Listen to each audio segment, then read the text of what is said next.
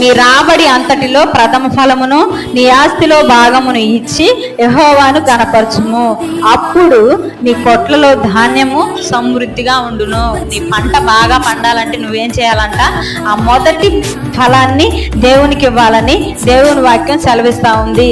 మొదటి ఫలం అంటే మనం అనుకుంటాం చెట్టుకు వచ్చే కాయలే అనుకుంటాం, కానీ మన బిడ్డలు ఉన్నారుగా ప్రథమ ఫలం.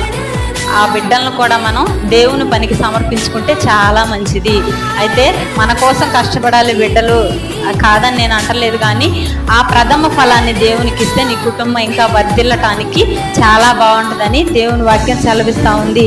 నీ బిడ్డలను కూడా నువ్వు దేవుని కోసం పెంచితే ఆయనకి ఇంకా ఎంతో అది సంతోషకరం. మనం ఇచ్చి ఆయన శోధిస్తే ఆయన ఎన్నో దీవెనలు మనకి ఇస్తానని చెప్పాడు. కాబట్టి మీరు దేవుని విషయాల్లో దొంగిలించమాకండి. ఏమి ఇందాక ఒకటి చెప్పుకున్నామని దశమ